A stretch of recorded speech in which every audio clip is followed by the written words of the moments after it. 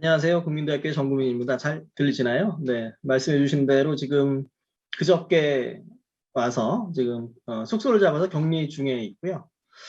이번 CS20이 참 힘들었습니다. 네, 가는데도 힘들었고 공항 버스가 없는지 그때 알았고요. 하도 이제 안 움직이다 보니까 그런 부분이 있었는데 그다음 코로나19로 어려움도 있었고요. 한 50분 정도, 50분에서 1시간 정도 CS20이 관련 얘기를 저랑 같이 좀 나눠보도록 하겠습니다. 네.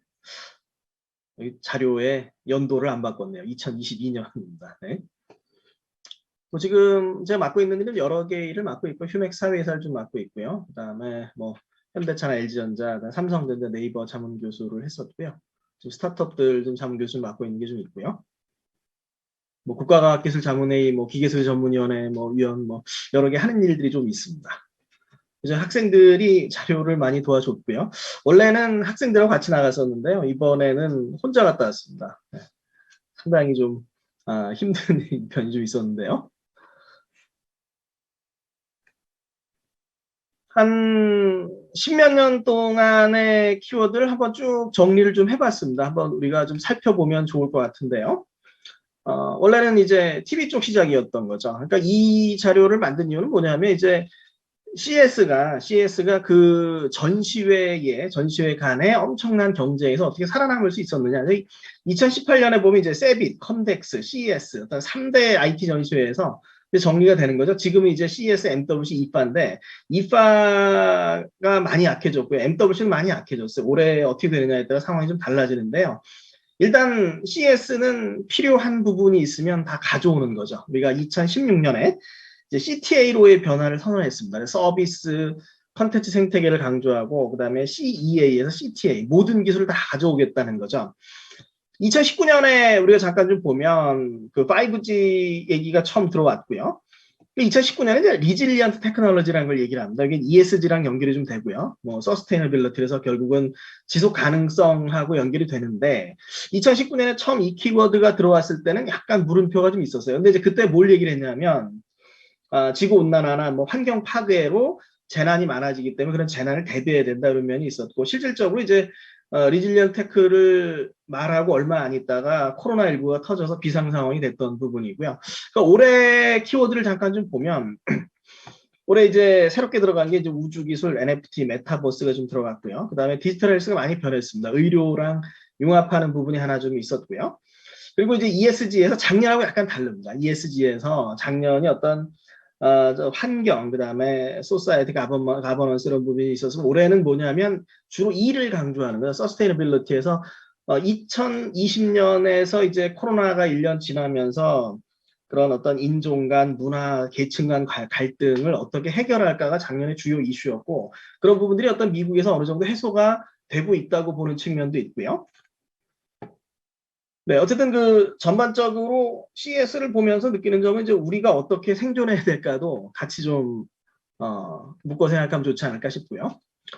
지금 이제 CS가 이제 최신 기술의 CS로 좀 뭉치는 부분들, 그래서 프리미엄 전시로 가는 부분들이 좀 있고요.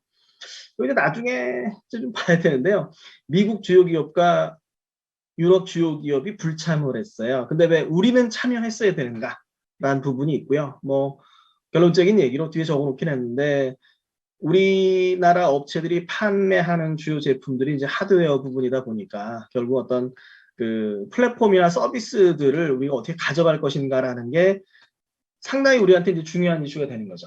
이걸 어떻게 할 것인가 부분들, 플랫폼과 서비스 부분을 고민하고 어떻게 가져갈 것인가는 계속 우리가 봐야 되는 부분이고요. 코로나 확산으로 원래 4일 전시할 거를 3일 전시했더니 뭐 볼 수가 없습니다. 네, 정말 바쁘거든요. 물론 이제 전시에 많이 참여 안 하는 부분도 있긴 한데 그 전시화장에 가서 대화를 오래 나눌 수가 없어요. 코로나 위험성 때문에. 어쨌든 그렇기 때문에 이제 이런 발표를 통해서 오늘 좋은 자리를 만들어서 감사드리고요. 3일간 이제 전시했던 부분이 헝거 마케팅 하나 되는 거죠. 뭐가 있었던 거지? 다시 한번 리뷰해야 되고. 거의 이제, 한두 달간은 우리가 같이 모여서 계속, 공부를 해야 될 것 같습니다. 그리고 코로나19 확진자 추이를 좀 체크할 필요가 있습니다. 현지에서도, 확진된 분들이 많이 있었고요. 다들 이제 건강하시길 바라고요. 무사히 돌아오시길 바라고. 그리고 이제 다녀와서 또 이제 체크를 쭉 해야 되는 부분이 하나 있습니다. 결국에 이 부분이 이제 많이 안 번지면, 코로나가 많이 안 번지면은 CES에서 코로나가 많이 안 번지면 이번 CES에서는 CES 2022는 성공적이라고 평가를 받는 부분이 됩니다. 옆에 잠깐 보시면 뭐가 있냐면 모빌리티를 특별히 강조를 했거든요. 오토모티브 브랜드들이 185개 이상이 왔다. 이런 부분이 좀 있는데 실제 전시장도 매우 넓었고요. 실제 전시장도 넓었고 그리고 이제 전시 중심이 되는 거죠. 그리고 산업 변화의 중심이 된다. 그래서 모빌리티 산업을 한번 우리가 봐야 된다. 이런 게 좀 있었고요. 실제 이제 전시를 잠깐 좀 보면 지금 2020년 4,500개에 비해서 절반 정도인 거죠. 마지막으로 오프라인 전시했던 CS 2020에 비해서 절반 정도이고요. 작년에 비해서도 크게 늘지 않았습니다. 그런 부분이 있고요. 아무래도 이제 뭐 코로나 영향이 좀 있는 부분이고 미국이 아무래도 가장 많고요. 한국이 한 500개 정도. 그래서 미국하고 한국 중심인데 미국의 주요 업체들은 불참했지만 미국 업체는 많이 참가했다. 그런 거 한번 우리가 체크를 해보면 좋을 것 같습니다. 관전 포인트 뭐 이런 거를 보려고 했던 거죠. 이런 걸 한번 보려고 했던 건데 각각의 키워드들 뭐 메타버스, NFT, 우주산업, 모빌리티 이런 부분들이 어떻게 되는가 이런 걸 우리가 체크를 해보면 될 것 같습니다. 전시장 구조가 약간 변했고요. 기존에 이제 모빌리티가 노스홀에 있었는데 웨스트홀로 옮겼습니다. 상당히 커졌고요. 많아졌고 이런 부분이 좀 있고요. 그 다음에 이제 센트럴은 가전이 있는 부분이고 기존의 사우스홀이 뭐 노스홀로 옮겼다고 볼 수도 있고요. 유레카 파크 있었고 스포츠텍이나 스마트홈, 베네시안 엑스포, 샌즈 엑스포에서 이름을 바꿨고요. 그 정도의 주제가 있다. 이렇게 보시면 되겠습니다. 주요 기업 동향, 국가별 동향, 기술 키워드별 동향, 스타트업 동향을 봐야 되는데 필요한 부분만 좀 뽑아서 좀 보도록 하겠습니다. 결론적으로 말씀드리면은 볼 게 상당히 많았어요. 볼 게 상당히 많았고 물론 이제 뭐 그게 와우가 있느냐 없느냐는 있는데 어떤 기술적인 부분 코로나19에도 세상은 돌아가고 거기에서 우리가 어떤 걸 얻을 수 있을 것인가 이런 걸 좀 봐야 되는 부분이죠. 이 자료는 이제 CS2022 테크 트렌드 2 와치고요. 뭐 기사도 많이 나갔고요. 자료도 오픈되어 있으니까 한번 보시면 되는데 시사점만을 간단하게 좀 뽑아보겠습니다. 일단 자료에서는 4단계로 설명을 했어요. 테크놀로지 디맨드, 작년에 소비자의 소비 패턴을 분석했더니 이런 수요가 있더라. 그리고 그런 수요에 맞춰서 약간 이제 수요랑 딱 맞진 않지만 그런 수요에 맞춰서 어떤 분야에 투자가 가는지 이런 게 있고요. 그리고 그런 어떤 최신 기술의 변화에 따라서 라이프 스타일이 어떻게 바뀌고 있는지 그리고 마지막으로 이제 CS2022에서 무엇을 봐야 되는지 4단계로 되어 있습니다. 그래서 이제 소비자의 변화, 투자의 변화, 생활의 변화, 기술 트렌드의 변화가 있고요. 거기에 따라서 이제 시사점들을 이제 도출을 하고 있습니다. 먼저 이제 소비자의 변화를 보면 상당히 중요한 키워드거든요. 제가 이제 3개로 요약을 했습니다. 스마트, 프리미엄, 서비스로 요약을 했고요. 스마트는 어떤 거냐면 사람들이 집에 있는 시간이 많아집니다. 집에 있는 시간이 많아지면 집이라고 하는 일상이 변하는 거죠. TV도 오래 봐야 되고요. 그 다음에 청소도 자주 해야 되고 설거지도 자주 해야 되고 누군가를 도와줘야 되거든요. 그래서 그런 부분에서 똑똑한 가전이 엄청나게 많이 팔리더라. 이게 이제 스마트의 시사점이거든요. 그 다음에 이제 프리미엄 같은 경우는 어떤 거냐면 아마 이제 기사에서 보셨을 텐데 OLED TV가 OLED로 갑자기 TV 중심이 넘어갔는데 왜 넘어가냐면 사용자들이 집에 오래 있으면서 TV를 오래 보다 보니까 OLED TV가 더 낫더란 얘기예요. 이게 이제 뭐 컨슈머 리포트 이런 데도 나오는 얘기인데 결국 어떤 조금 차이밖에 없지만 프리미엄 제품에 돈을 지불하는 트렌드가 나타난다. 이런 부분이죠. 그 다음에 서비스 부분은 이제 뭐 넷플릭스도 있지만 서비스가 점점 더 많아지고요. 그 다음에 서비스 구독 기간도 늘어나고 그 다음에 기기랑 서비스를 붙이는 부분들 이런 부분들이 나타난다. 이런 부분입니다. 그래서 뭐 전기 청소기나 뭐 OLED TV나 스마트 오벨 같은 스마트 제품들이 많이 쓰인다. 지금 스마트 TV가 이제 미국에서도 많이 나가고 있는 부분이고요. 그리고 프리미엄에서는 뭐 OLED TV나 뭐 무선 이어셋이나 그러니까 비싸지만 프리미엄 브랜드가 많이 팔린다. 특히 이제 그 아시아 쪽에는 더 많이 팔린다는 분석이 좀 나오는데 우리나라 업체들도 좀 참고를 해야 될 부분이고요. 그다음에 이제 그 우리나라 업체들이 약한 게 좀 서비스 부분인데 뭐 스트리밍 서비스도 물론 있지만 기기 판매 이후에 두 번째 나오는 것처럼 뭐 펠로톤이라는 사례처럼 기기 판매 이후에 거기에 서비스를 붙이는 부분들, 서비스가 많이 늘어나고 다른 사람들과 연결도 지금도 마찬가지죠. 저도 뭐 격리돼 있지만 여러분들 뵙고 이렇게 발표도 좀 하고 그런 것처럼 커넥티드 서비스가 점점 더 중요해진다. 이게 이제 하나의 트렌드. 그래서 스마트 프리미엄 서비스라는 세 가지의 어떤 소비자의 변화와 앞으로의 기업 전략을 어떻게 맞출 것인가가 이제 중요하다. 이런 부분이 됩니다. 그래서 기술 투자의 변화를 보면 스타트업 투자가 2020년 3분기 이후에 계속 더 많아진다는 거죠. 그래서 지금 뭐 작년 3분기, 2021년 3분기는 2020년 3분기 대비 한 100% 증가할 정도로 스타트업 투자가 많이 일어난다. 우리가 이런 투자 변화를 봐야 된다. 이런 부분이고요. 다음에 투자의 변화에서 투자가 많았던 세 가지 분야를 들고 있습니다. 이게 리테일 테크, 소매의 변화고요. 뭐 이동 문제도 좀 있는 거고 배송 문제도 같이 있는 거고 여러 상황들이 좀 있는 거고요. 온라인 쇼핑 이런 부분도 좀 마찬가지 부분이 될 거고요. 그 다음에 구매가 있으면 결제가 있어야 되는 거죠. 핀테크를 어떻게 가져갈 거냐라고 상당히 또 중요한 부분이고요. 그다음에 이제 디지털 헬스 부분, 요 세 분야에 스타트업 투자가 많았다. 이런 거를 한번 좀 참고를 해야 될 것 같습니다. 다음에 어떤 신기술과 이제 소비자 산업 변화 추이는 뭐 기존하고 약간 비슷한 부분도 좀 있습니다. 첫 번째는 뭐냐면 통신 기술의 발전이 디지털 경제를 강화한다는 게 하나 있고요. 그 다음에 AI가 발전하면서 응용이 확산된다. 그 다음에 시장으로 메타버스가 들어온다. 그 세 가지 키워드가 좀 있는데요.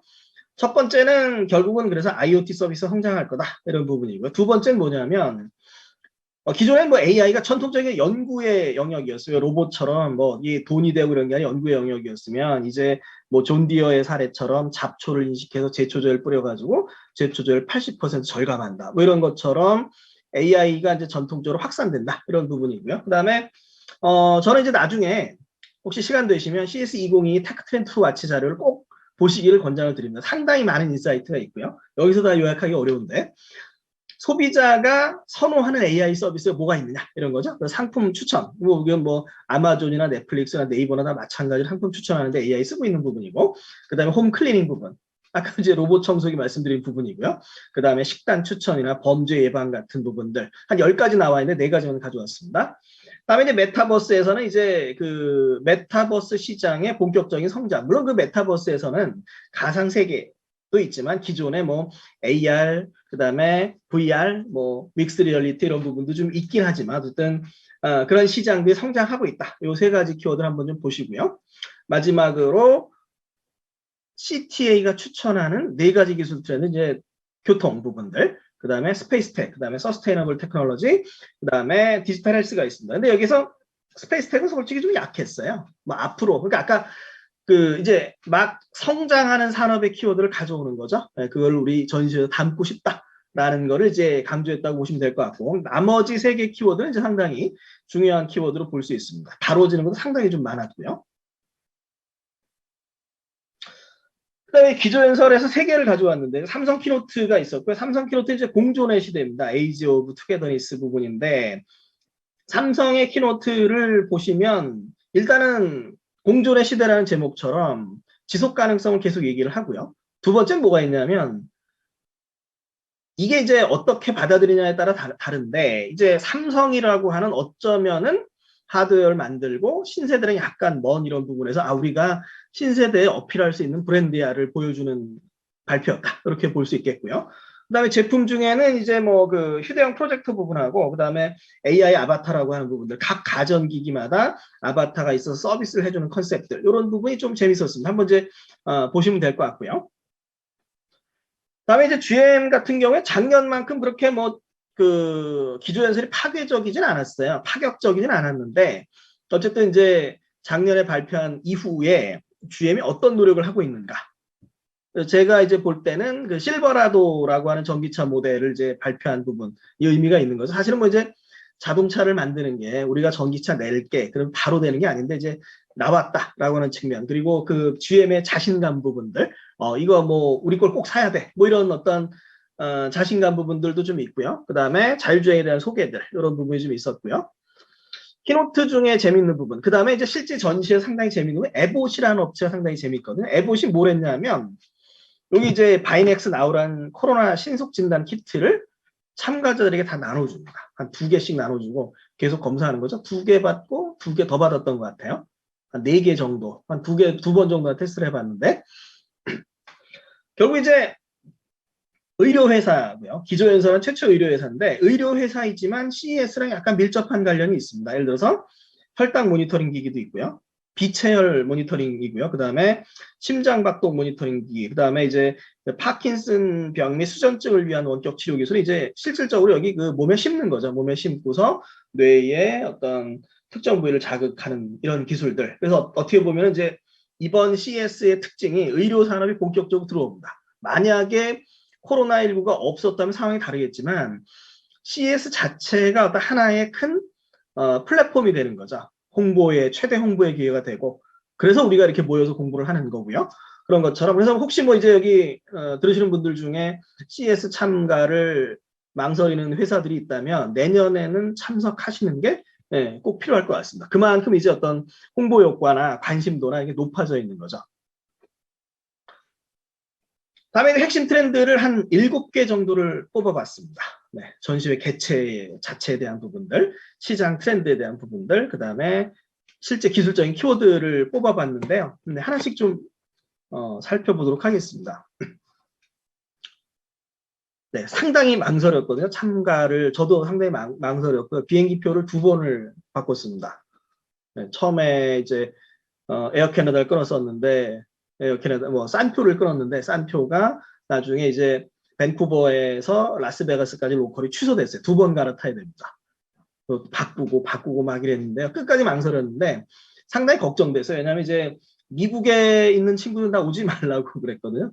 위험하다 오지 말라고 그랬는데 갈까 말까 하다가 그래도 뭐 저기 공부하는 입장에서 뭐 그냥 간 거죠. 예. 그래도 보러 갔는데 결론적으로 뭐 개인적으로는 상당히 잘 보고 왔습니다. 그래서 어떻게 보면 그런 어떤 무모한 모험인 거죠. 예. 그렇게 위험한 상황에서 이 전시를 꼭 해야 되는 거냐. 제가 이제 공항 입국할 때 들었던 얘기가 뭐냐면 미국 입국할 때 들었던 얘기가 너는 전시도 안 하는데 왜 오냐고. 그래서 정보를 모으러 왔다더니 그러니까 이제 그러면 인터넷으로 보면 되는 거 아니야. 그것도 맞는데 그래서 사진 찍으러 와서 그러고 왔는데요. 미국식 사고에서는 약간 이해가 안 되는 면이 좀 있을 수가 있어요. 그래서 코로나19의 역설이 좀 있고요.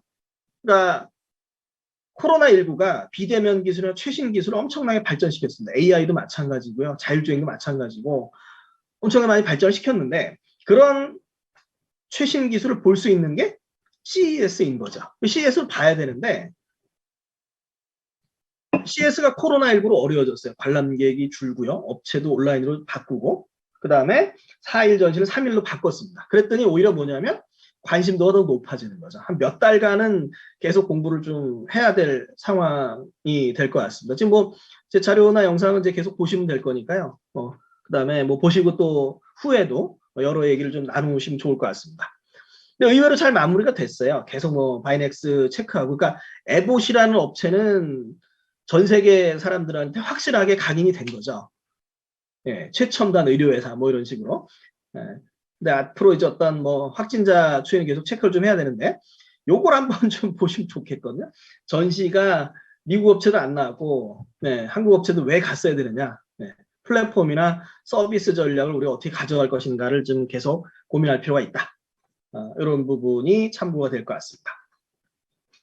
두 번째입니다. 두 번째인데 이게 약간 말씀드리기 조심스러운 부분이 있어요. 프리미엄이라고 하는 부분. 결국 어느 정도 여유가 있는 계층이 계속 돈을 쓰는 거죠. 지금 이제 여기에서 이제 잠깐 이제 보시는 것처럼 뭐가 있냐면, 자, 2020년 4월에 로버트 라이시 전 미국 노동부 장관이 4계층으로 나눴습니다. 더 리모트. 재택근무하고 원격 작업이 가능해요. 그러면은 사람 만날 일이 없고 돈 쓸 일이 없고 돈이 모입니다. 즉 이런 계층들, 특히 이제 더 리모트나 이 이센셜 2개 계층에서 프리미엄 제품 소비가 많아지는 거죠. 약간 어떤 부의 분배 문제도 있어요. 부의 쏠림 문제도 분명히 있고요. 그래서 이제 요 밑에 있는 게 이제 CS가 얘기하는 부분이 되는데요. 토탈로 보면 1년 사이에 프리미엄 제품 소비가 한 40% 정도 늘었다는 얘기예요. 전 세계적으로. 근데 특히 이제 아시아 지역에서는 프리미엄 제품 소비가 50% 늘었습니다. 여기서 우리가 잠깐 좀 이제 요 얘기가 아까 이제 스마트 프리미엄 서비스가 꼭 가전의 문제가 아니라고 말씀드린 것처럼 작년에 제가 그래서 이제 글쓴 저기 자동차 쪽 잡지 쪽에 하나 있는데 거기에 이제 이동희 기자님이 쓰신 게 뭐가 있냐면 글에 보면 2021년 정리 중에 제네시스만 잘 팔렸다 이런 게 있거든요. 프리미엄으로 확실히 좀 시장이 쏠려 있어요. 네. 그런 트렌드를 이제 우리가 한번 봐야 될 부분들이 좀 있는 거죠. 다음은 이제 뭐 지금 나와 있는 부분들 아까 이거 올레드 TV 말씀드렸고요. 그 다음에 지금 이제 이 부분은 고성능 전기차 프리미엄 전기차를 발표를 하거든요. 그 고성능 프리미엄을 어떻게 자리 잡을 것인가 그런 부분이 있고요. 그 다음에 스마트 홈에서는 이제 점점 어떤 구독 모델이 확산되는 측면이 있습니다. 지금 이제 보시는 것도 뭐냐면 집에서 게임을 하는데 나 혼자 게임하는 게 아니고 여러 사람들 같이 즐기는. 근데 때로는 뭐냐면 때로는 그런 서비스들을 서브스크립션을 하던가 구독을 하던가 아니면 돈을 받고 팔던가 이젠 뭐냐면 서비스를 위해서 기기를 파는 이런 게 되는 거죠. 예, 뭐 페이스북에서 이제 예, 오큘러스를 뭐 나눠주고 이런 부분하고도 좀 비슷한 부분이 있고 그래서 플랫폼의 확산 부분들 이제 연결해서 봐야 되는데 우리나라가 아무래도 약할 수밖에 없는 부분인데 그러면 이제 플랫폼 전략을 플랫폼을 만들 건지 플랫폼을 이용하는 전략을 갈 건지 서비스를 어떻게 창출할 것인지에 대한 고민도 계속 해야 되는 거죠. 이제 여기서 나오는 부분은 그래서 보면 가전은 돈을 엄청 벌고 있습니다. 근데 이제 뭐 삼성, LG 뭐 가전에서 자만하면 안 되는 거죠. 거기에서 멈추지 말고 그 하드웨어를 가지고 어떻게 서비스를 만들 건지 계속 고민을 해 나갈 필요가 있다. 이런 거하고 연결이 되는 부분이고요. 그다음에 이제 모빌리티에서는 뭐 이제 타산업 발전을 이끄는 모빌리티가 있습니다. 이동과 배송, 그다음에 실내 이동기기, 서비스 연계, 스마트 시티와 모빌리티 이런 부분이 좀 있었고요. 이제 이슈가 되는 거는 이제 전기차로 바뀌면서 누구나 만드는 전기차 시대가 됩니다. 아마 이제 소니의 전기차 기사 많이 보셨을 거고요. 그 다음에 빈페스트, 베트남의 빈페스트, 터키의 토그 이렇게 있습니다. 네. 토그 전시장에 갔거든요. 토그 전시장에 가서 좀 뭐 질문할 게 있어서 좀 엔지니어한테 좀 부탁을 하면서 나 한국에서 왔어 그랬더니 뭐 엄청 반가워요. 브라더 컨트리 그러더니 뭐 엄청 반가워하더라고요. 그래서 막 설명을 해주는데 재밌습니다. 그러니까 터키의 토그라는 회사가 터키에서 자동차를 갖기 위해서 정부 지원과 5개 업체가 조인트 벤처를 만들었는데 내연기관이 힘들었다는 거죠. 근데 전기차는 가능했다라고 하는 부분이고요. 그래서 그 토그가 강조하는 건 IT 기반의 전기차입니다. 아직은 이제 컨셉화 부분인데 그래서 한번 우리가 보면 좋을 것 같고요. 다음에 이제 빈페스트 같은 경우는 베트남 빈페스트인데요. 제가 2018년 파리 모터쇼에서 빈페스트 전시를 봤었고요. 그때 이제 내연기관을 차를 만들어서 판매하겠다고 했거든요. 근데 이제 자체 기술이 없어요. 그러니까 BMW, 보쉬, 그 다음에 이탈리아에서 디자인하고 그래서 만들었는데 예, 안 팔렸습니다. 가격은 높고요. 그 다음에 품질 문제도 많았어요. 그래서 얘네가 어떻게 하나 그랬더니 갑자기 전기차로 선회를 했습니다. 그래서 미국에 공장을 짓고요.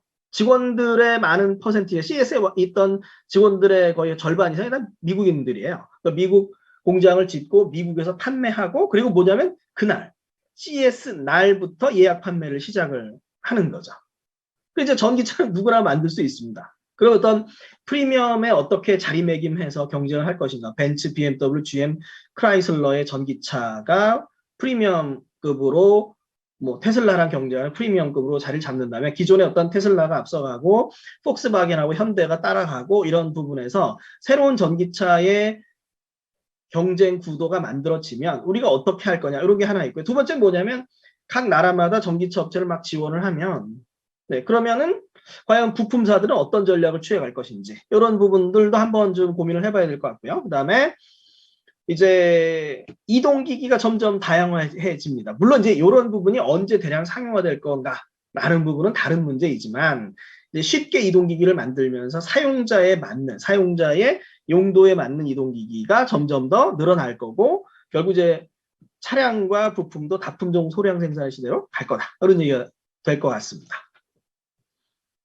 네, 다음에 자율주행 부분은 이슈가 뭐가 있냐면 두 가지가 있습니다. 일단 라이다는 준고정형에서 완전 고정형으로 진화합니다. 그러니까 우리가 이제 뭐 이게 많이 이제 구글 자율주행차 보는 것처럼 지붕에 막 돌아서 달려서 돌아요. 막 회전하는 거 있는데 그거는 모터가 마모가 생깁니다. 돌기 때문에. 그 보통 한 뭐 2년, 1, 2년 정도 못 써요. 결국 상용화가 불가능한 거죠. 네, 그래서 이제 고정형 라이다로 가는데 올해 두드려지는 특징이 뭐냐면 준고정형에서 이제 완전 고정형으로 진화했다. 이런 부분을 한번 좀 보시면 되는데, 그러니까 기존의 준고정이 멤스 미러를 통해서, 그러니까 기계적인 회전부가 아니라 멤스 미러로, 멤스로 이제 레이저를 이렇게 각도를 바꿔주는 이런 기술이었는데, 이것도 멤스가 돌아가는 부분이기 때문에 완전 고정형은 아니고, 우리가 뭐 준고정형 정도로 볼 수가 있거든요. 그러니까 제가 그냥 써놓은 부분이고요. 이제 뭐냐면 완전 고정형으로 바꾸는 거죠. 그래서 루미나의 어떤 자율주행 차량, 지붕에 붙어있는 자율주행 차량이 있고요. 그 다음에 우리나라 이제 SOS랩의 고정형 라이더는 작년에는 멤스 미러형이었는데 올해는 이제 다 고정형으로 가는 거죠. 지금 아이폰에 들어가 있는 라이다가 빅셀이라는 기술이 들어가 있는데 빅셀에다가 이제 칩셋 붙여서 이제 더 이상 어떤 회전형이 없어요. 양산을 다 준비를 하는 거죠. 그 다음에 세 번째 그림은 뭐냐면 이제 발레오의 그림입니다. 발레오가 이제 세계 최초로 아우디에, 그러니까 양산형 자동차에 라이다를 납품해서 발레오인데요. 발레오가 기존에는 이제 뭐 한 120도 정도 회전하는 라이다였는데 고정형으로 바꿨어요. 그래서 고정형 라이다의 시대가 본격적으로 시작된다. 이걸 하나 이제 보시면 되겠고요. 두 번째 이제 레이더는 4D 이미징 레이더로 진화를 합니다. 그러니까 기존의 레이더가 물체 유무만 판단하는데 이제 뭐냐면 대략적으로 물체 형태를 인지하는 거죠. 그러니까 방향성을 가집니다. 예, 중간. 낮게, 높게 쏴서 물체 높이를 인지한다든가 형태를 인지한다든가. 그래서 기존에는 뭐냐면 하수구 뚜껑이나 캔이나 아니면은 뭐 가드레일이나 이런 거를 차하고 그냥 뭐가 있어, 철로 된 뭐가 있어만 인지를 했는데 이제는 그 형상을 인지해서 안정성을 높일 수 있다라는 부분이고요. 그 다음에 이제 올해 전시된 게 뭐냐면 마그나의 아이콘 레이더가 이제 최고 혁신상을 받았는데 그게 피스커에 탑재돼서 나옵니다.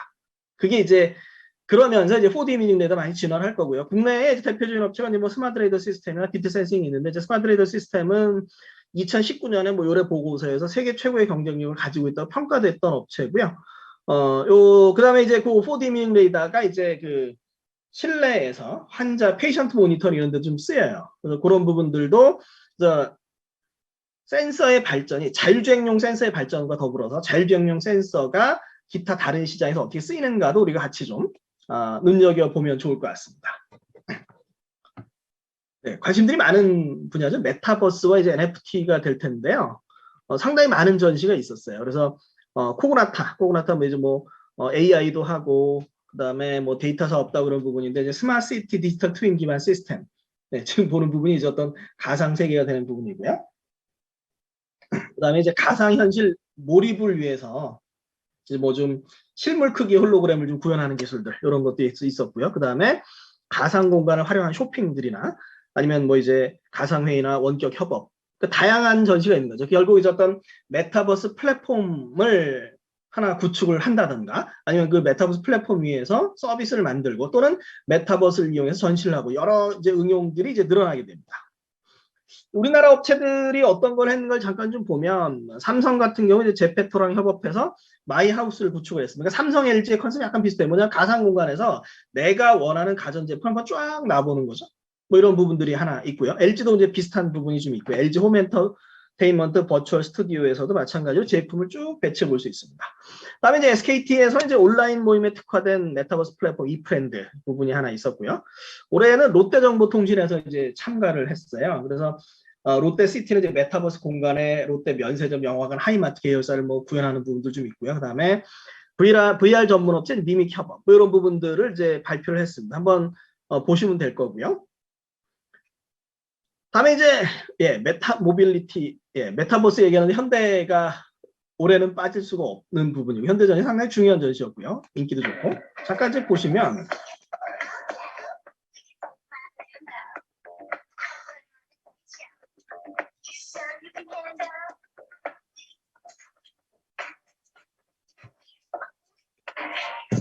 네, 모베드란 컨셉을 어떻게 쓸까라는 부분인데 지금 이제 뭐가 있냐면 이제 뭐 잔을 올렸는데 잔이 안 떨어질 정도로 균형을 잘 맞추고 있다 이런 부분이거든요. 그러니까 기존의 어떤 자동차 플랫폼이 아니라 실내나 실내나 이런 부분에 이동할 수 있는 가상 플랫폼, 실제 새로운 플랫폼을 이제 만들어가는 부분이죠. 일단은 현대의 메타 모빌리티는 어려웠습니다. 발표만 보는 상당히 좀 어려웠는데 메타 모빌리티 하는 게 뭐냐면 우리가 메타버스 공간에 접속을 해요. 네, 제가 지금 뭐 격리돼 있는데 예를 들어서 집하고 똑같은 공간에 가상 공간에 접속을 해서 뭐 제가 반려견을 키우진 않지만 현대 발표에 따르면 반려견이 있으면 반려견한테 로봇을 통해서 로봇이 이동해서 반려견한테 먹이를 주는 즉 메타버스가 가상 공간에 머물러 있다 그러면 그 메타버스를 실제 공간하고 연결해서 간다. 어떻게 보면 기존의 디지털 트윈하고 비슷한 개념이 될 수도 있는데 이제 메타 모빌리티에서 새롭게 얘기하는 게 뭐냐면 이제 그래서 그거를 구현하기 위한 게 PND라는 걸 쓰겠다는 얘기거든. 지금 모베드에서 보는 것처럼 뭐냐면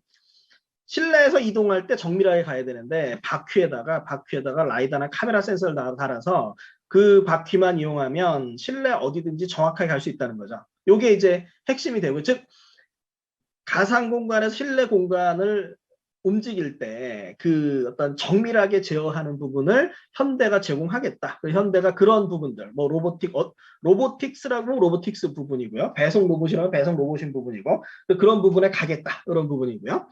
그다음에 현대모비스도 이제 메타버스 전시를 선보였습니다. 지금 이제 여기에 나와 있는 이런 소형 앰비전 팝이나 앰비전 투고가 있으면 그걸 가상 캐릭터를 만들어서 움직이는 걸 보여주는 이런 부분이 하나 좀 있었고요. 참고로 현대모비스는 CES 텍트렌트 와치에서도 소개가 됐어요. 네. 메타버스의 대표적인 업체가 됐습니다. 네.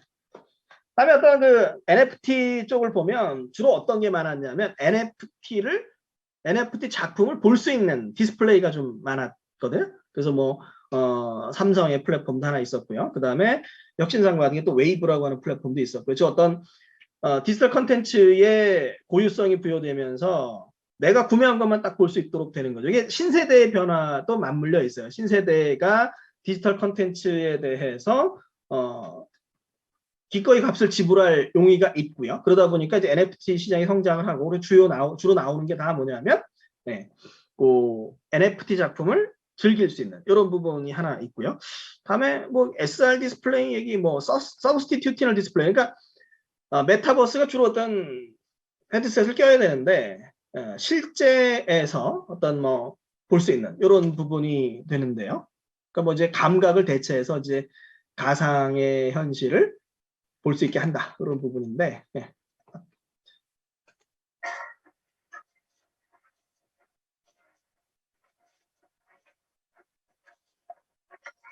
네, 뭐 안경 없이 볼 수 있다 그런 얘기 좀 하고 있고요. 다음에 이제 스마트 홈에서 스마트 가전이 점점 더 확산되고 그 스마트 가전을 통한 서비스가 확산된다 이런 측면을 한번 좀 보면 좋을 것 같습니다. 첫 번째 나와 있는 부분들은 이제 LED 디스플레이 버추얼 라이드 부분이고 집에서 운동을 즐길 수 있는 부분들, 그 디스플레이를 이제 멋지게 배치해서 할 수 있는 부분들, 그 다음에 이제 여기 뭐 그 피트니스 하는 솔루션들 이런 부분들이 있었고요. 다음에 어떤 집에 나에게 맞는 집, 뭐 퓨리케어라든가 뭐 공기청정기, 어떤 매트리스, 수면을 체크하고 슬립 테크 상당히 많았고요. 그다음에 어떤 에너지 관리가 하나 중요한 이슈가 됩니다. ESG랑 연계가 되는 거죠. 효과적으로 에너지를 관리할 수 있는 솔루션들 이런 거 한번 좀 우리가 보면 좋을 것 같습니다.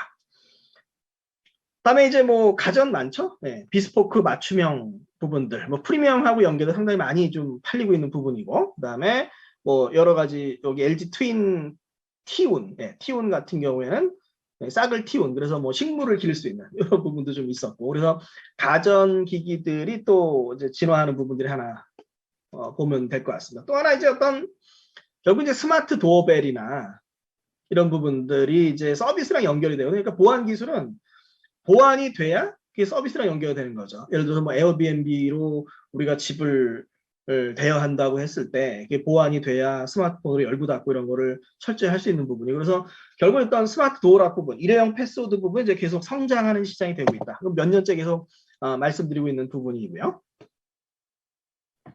네, 헬스케어로 오겠습니다. 헬스케어 정말 재밌었고요. 올해는 특히 이제 웰트의 강성지 대표님하고 더밀크에서 같이 다니면서 정말 많이 배웠는데요. 이제 뭐가 있냐면 코로나19로 의료 환경이 변화됩니다. 우리나라는 약간 늦지만 미국만 해도 많이 바뀐 거죠. 원격 진료나 모니터링 많이 바뀌고 있는 부분이 있고요.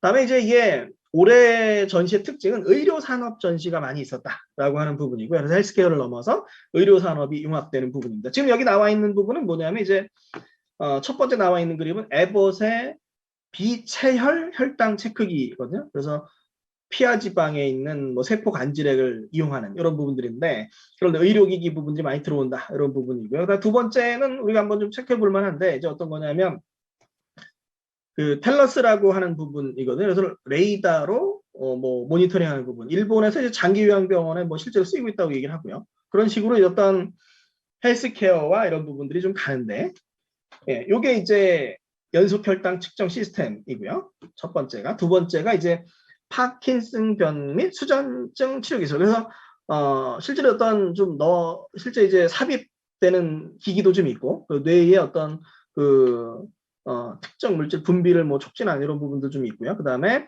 심장 박동의 모니터링 기기, 그 다음에 코로나 신속 진단 키트. 어떻게 보면 이제 에봇이라고 하는 부분들은 그 CS랑 관련이 있는 거죠. IT와 의료의 중간적인 부분들. 그래서 앞으로 이런 전시들이 많이 늘어날 거고, 그리고 관련해서 이제 그런 의료기기의 진화 부분도 우리가 중요하게 트렌드로 봐야 된다. 최근 이제 변화가 빨라지고 있다. 이런 부분이 되겠고요. 그 다음에 이제 헬스케어 기기로 우리나라의 이제 스키야 같은 경우에 뭐 기존에 어떤 수술할 때 마크하고 했다 그러면 그걸 이제 3D로 AR로 볼 수 있게 하는 부분들, 이런 부분들이고요. 그리고 이제 요 위딩스는 원래 이제 유명한 헬스케어 업체인데, 바디 스캔이라고 하는 부분을 한번 좀 봐야 되거든요. 이게 인바디랑 비슷해요. 인바디랑 비슷한데, 이게 쭉 당겨서 하면 뭐 체중 나오고 뭐 좌우 균형 나오고 그러는데, 위딩스가 이제 바디 스캔에서 오래 한 얘기가 뭐냐면, 아직 FDA 승인은 안 났는데요. 특수 소재를 써서 예를 들어서 당뇨병도 체크가 되고요. 그 다음에 뭐 심장 박동수도 체크가 되고요. 그 다음에 혈관 나이도 체크가 되고, 그래서 이제는 이거 위딩스 얘기는 뭐 바디 스캔이 상당한 혁신을 가져올 거다라고 얘기를 하고 있습니다. 그래서 한번 우리도 체크해 볼 만한 이런 부분들이 좀 있겠습니다. 리블레스는 이제 우리나라 업체고 재활 장비 부분이고요. 그 다음에 뭐 그 아이들이 보는 이제 모빌 있는데, 그걸로 뭐 영화 사시 조기 발견 솔루션 이런 부분도 이제 우리나라 업체가 이제 뭐 제안한 부분이 하나 있었습니다. 그 다음에 지속 가능성 부분을 보면 이제 모든 업체가 다 이제 서스테이너빌리티를 얘기를 하는 거죠. 환경 보호를 위해서 노력을 하겠다. 삼성, 에브리데이 서스테이너빌리티 부분들. 그래서 탄소 배출을 감소하고 재활용 쓰고 에코 패키징, 소비 전력 모니터링 하겠다, 이런 부분이 있었고요. LG도 마찬가지로 비슷한 컨셉이 좀 있었고, SK 전시가 올해 좀 재밌었습니다. 이게 보면 이제 뭐 SK에서 특별히 설명을 들은 건 아닌데, 제가 받은 느낌은 이제 뭐 그 북유럽 신화나 판타지 소설 보면 이제 세계수라는 게 나오잖아요. 뭐 지구를 지키는 세계수, 뭐 엘프들의 세계수 이런 거 나오는 것처럼 그 지구의 환경을 지키겠다라고 하는 부분들이죠. 그래서 예, 요 자체가 전시장입니다. 상당히 돈을 많이 들였어요. 네, 인상적인 부분이었고 줄도 많이 섰던 전시장이었고요. 예, 이게 이제 뭐가 있냐면, 그래서 SK 근처에 삼성도 있고 LG도 있는데, LG가 뭐 오프라인 전시 안 했고요. 삼성도 전시가 작아졌고, 그러니까 이제 다른 업체들, 전시한 업체들이 뭐 좀 주목을 받는 이런 부분도 이제 같이 좀 있었습니다. 개인적으로 이제 재밌었던 부분이 네덜란드관이거든요. 네덜란드관에 이제 서스테이너빌리티 관련 기술들이 여러 개가 있었는데, 그래서 첫 번째 나오는 비디오 윈도우는 유리 외관을 이제 투명 비디오로 화면으로 전환해서 이제 벽 대신에 써 탄소 배출량을 30% 줄이겠다라고 하는 부분이고요. 네, 최고 혁신상을 받았고요. 다음에 오션 그레이저 같은 경우는 이제 네덜란드 그로닝건 대학교 중심의 EU 프로젝트인데요. 해양 재생에너지를 저장하는 겁니다. 그러니까 신재생에너지 저장이 안 되니까 여기서는 어떻게 하냐면, 이때 전력이 남을 때 물을 퍼올려요. 물을 퍼올렸다가 그 다음에 전력이 필요할 때는 이걸 내려서 수력 발전의 원리를 이용해서 발전시키는 이런 어떻게 보면 상당히 단순한 구조일 수 있는데, 이제 그런 부분들이 이제 실제로 이제 EU의 프로젝트로 진행되고 있다. 이것도 한번 우리가 체크를 해보면 될 것 같습니다. 네, 이제 큰 주제를 봤고요. 이제 작은 주제들을 간단하게 좀 보도록 하겠습니다. 주목할 만한 이슈와 전시인데요. 네, 우주 기술. 네, 뭐 실제 전시가 뭐가 됐냐 이거죠? 예, 요게 이제 찍은 사진입니다. 찍은 사진이고요.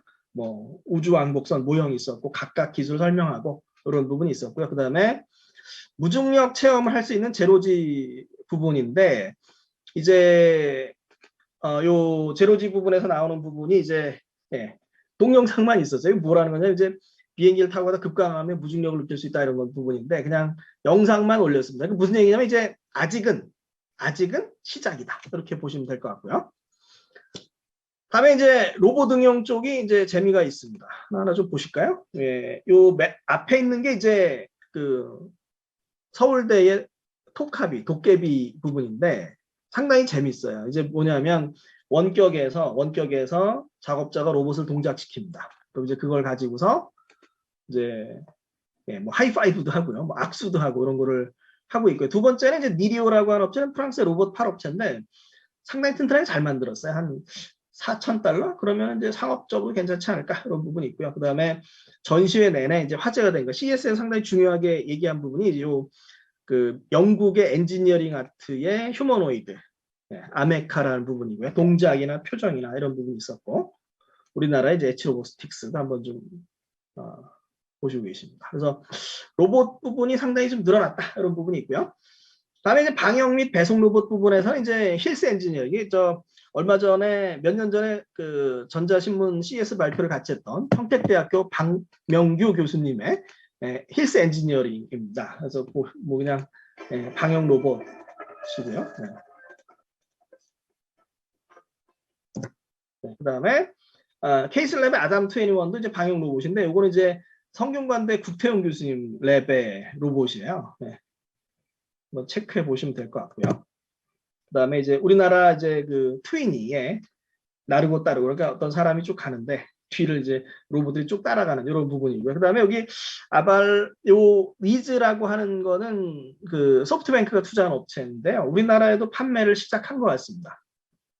그래서 방역이나 배송 로봇도 상당히 많아졌다 이런 부분들이고요. 그다음에 매크로액트 A가 꼭 대부산 아닌데요.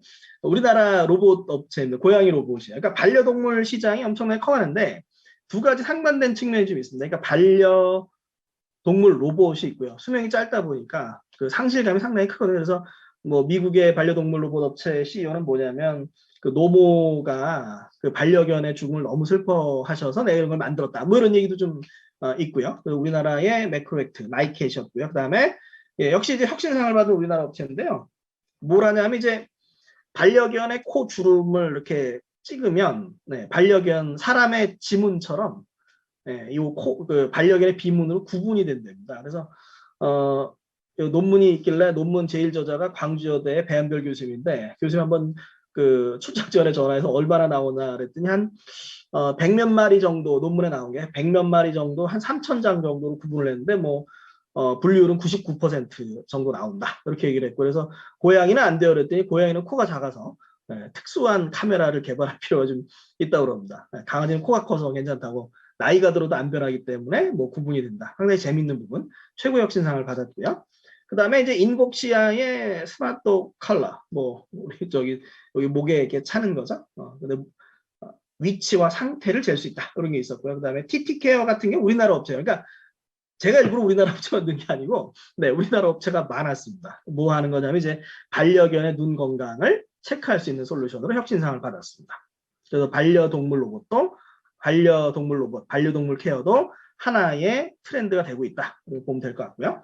그 다음에 이제 요거는 이제 현대 메타모빌리티와 연계해서 보시면 될 것 같아요. 앞에 나오는 두 개. 플라타고 피보팟 X는 아이폰 라이다 센서를 이용해서 실내 공간을 인지하는 앱이에요. 혁신상을 받았고요. 요 피보팟 X 같은 경우는 이제 어떤 거냐면 이게 이제 360도 돌아가는 기기거든요. 아이폰을 꽂으면 360도 돌아가면서 실내를 쭉 360도 회전하면서 실내를 가상 공간으로 바꿔주는 거죠. 그래서 부동산 같은데 잘 쓸 수 있다. 이런 얘기를 좀 하고 있고요. 그다음에 이제 우리나라의 스파이더고입니다. 스파이더고인데 이제 이게 내려와요. 상당히 재밌게 봤는데요. 그러니까 이제 쭉 내려오면서 뭐 거치대에 있는 재고를 관리하고 이런 부분이고요. 역시 혁신상을 받았고, 왔다도 우리나라 업체인데 라이다로 공간 인지하는 이런 부분이 있었습니다. 그래서 현대에서 얘기한 부분들과 연계해서 실내 공간을 쉽게 인지하는 게 이번 CES의 하나의 트렌드가 됐다. 그걸 하나 체크해 보면 될 것 같고요. 다음에는 실내 모니터링이 좀 이슈가 됩니다. 이제 어떤 뭐 환자분들이나 독거노인분들이나 카메라를 놓으면 사생활 침해가 되니까 레이더로 뭐 하거나 이런 부분이죠. 그래서 레이더 기반 모니터링이 있었고요. 그 다음에 에이슬립의 와이파이 기반 수면 모니터링이 있었고, 그 다음에 젠더 카디안의 뭐 레이더 기반 모니터링, 그 다음에 시큐워크스 음파 기반 모니터링, 그런 부분들 한번 체크를 해보시면 되겠습니다. 제가 에이슬립 가서 직접 누워서 한번 체험을 해봤고요. 네. 작년에 와이파이로 실내 모니터링 하는 기기가 하나 최고 혁신상 받은 게 있어요. 네, 근데 이제 물어보니까 뭐 잘 된다 그러더라고요. 다만 이제 와이파이 간섭이 조금 좀 어려워지는 게 좀 있다. 이런 게 있었고요. 그 다음에 실버 케어 부분들.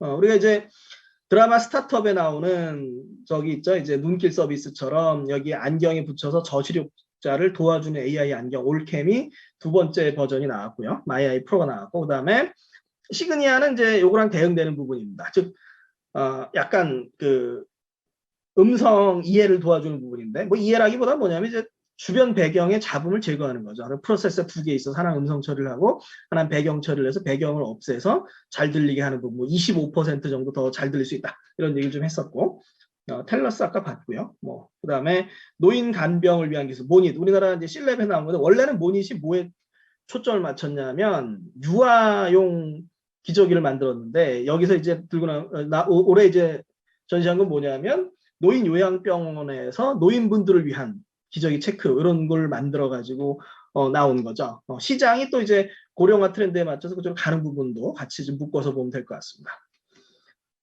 다음에 이제 스포츠텍 부분이 있고요. 뭐 하이드로, 네, 실내용 스포츠 플랫폼이고, 그 다음에 라이트박서, 네, 복싱 플랫폼이고요. 그 다음에 모아이스는 이제 우리나라 업체고요. 골프 코칭이고, 이제 LG 디스플레이 버추얼 라이드, 뭐 이런 것들 한번 스포츠 응용들, 실내 환경과 스포츠를 묶는 부분들 한번 체크를 해보면 될 것 같고요. 그 다음에 올해 엄청 많았습니다. 엄청 많았는데 아까 뭐 에이슬립도 수면 테크가 하나 있었고요. 그 다음에 이제 슬립 넘버 유명한 업체죠. 계속 나왔던 업체고, 그 다음에 우리나라의 태그웨이라든가 모션 필로우도 우리나라 업체입니다. 네, 혁신상 받았고요. 네, 코웨이도 이제 우리나라 업체죠. 그러니까 뭐 다시 한번 말씀드리면 우리나라 업체라서 골라온 게 아니고, 네, 우리나라 업체들이 많았습니다. 네, 그 정도로. 그래서 성공적으로 이제 전시를 했기 때문에 코로나를 뚫고 성공적으로 전시를 했기 때문에 앞으로 좀 잘 되지 않을까 이런 부분이 있습니다. 전시회가 네, 혁신 기술을 잘 보여줬다. 성공적으로 마무리됐다. 네, 다만 이제 코로나 이슈가 좀 있는데 확진된 분들의 다들 잘 건강하게 복귀하시길 바라고요. 그다음에 시장 트렌드, 스마트 프리미엄 서비스 세 개의 키워드는 꼭 기억을 해주시면 좋을 것 같습니다. 그다음에 모빌리티, 그다음에 메타버스, 스마트홈, 디지털 헬스, 그다음에 서스테이너빌리티 부분들 이 정도가 이제 핵심 트렌드가 됐다라고 이제 생각을 해주시면 될 것 같습니다. 정리를 하면은 코로나19의 역설이 있었던 거죠. 최신 기술이 발전을 했는데 그거를 전시회 가서 봐야 되는데 코로나19로 어려움을 겪었고 그러다 보니까 관심은 더 높아지고 그래서 우리가 이제 모여서 공부를 좀 하고 있고 이런 얘기가 좀 되는 부분이고요. 그 다음에 이제 우리 업체들이 전시를 참 잘했어요. 그래서 올해 이제 2022년에 네, 좋은 실적을 거둘 거다 이런 부분이고요. 그 다음에 우리가 네, 왜 가야만 했을까? 네, 이런 부분이 있죠. 결국 뭐냐면 플랫폼과 서비스를 우리가 가지지 못하고 있는데 이제 그런 부분들을 어떻게 전략을 가져나갈 거냐, 뭐 기업별로 국가적으로 이제 고민을 해야 되는데 플랫폼을 구축할 것인지 이용할 것인지, 그 다음에 이제 메타버스에서는 어떤 전략을 가져갈 것인지, 서비스 전략을 어떻게 가져갈 것인지, 이건 뭐 우리나라 업체 전반적으로 다 같이 좀 고민을 해봐야 되는 부분으로 좀 생각이 되고요. 그다음에 이제 AI 비대면 자동화가 많이 확산이 된다라고 하는 측면이 있습니다. 자동화 기술이 많이 발전을 했고요. 그다음에 확산이 더 될 수밖에 없는 상황인데 이 결국 인력을 대체할 거기 때문에 이제 코로나 환경에서는 어쩔 수 없이 성장한 면도 좀 있는데 앞으로 코로나가 없어도 자동화 트렌드 계속 갈 것인가 이런 부분에 대해서 이제 어떤 사회적 합의도 우리가 고민해 볼 필요가 있을 것 같습니다. 네. 네, 제 발표는 여기까지 마치고 혹시 질문 있으면 질문 주시고요. 네, 페이스북이나 유튜브로도 같이 좀 얘기 나누면 좋을 것 같습니다. 전반적으로 상당히 힘든 전시였습니다. 전시를 진행하시는 분도 힘들었고 관람객도 힘들었고요. 뭐 오랫동안 대화를 나눌 수도 없고 그 다음에 뭐 경우에 따라서는 뭐 저 확진이 돼도 서입 아메리칸 스타일인 거죠. 확진이 일하는 뭐 상황도 좀 있었을 것 같고요. 여러 상황들이 좀 있는데 어쨌든 이제 이번 CES가 이제 어떤 관련 기술의 발전을 잘 보여줬고 성공적으로 마무리됐고요. 네, 내년에는 또 상당히 붐빌 것 같습니다. 그래서 참가를 고민하시는 분들은 예, 내년에는 이제 진행을 하시는 게 좀 맞지 않나 생각이 좀 되고요. 예, 올해 이제 우리나라 업체들의 좋은 성과를 기대해 보겠습니다. 네, 제 발표는 여기서 마치고 혹시 질문 있으면 뭐 질문 주시죠.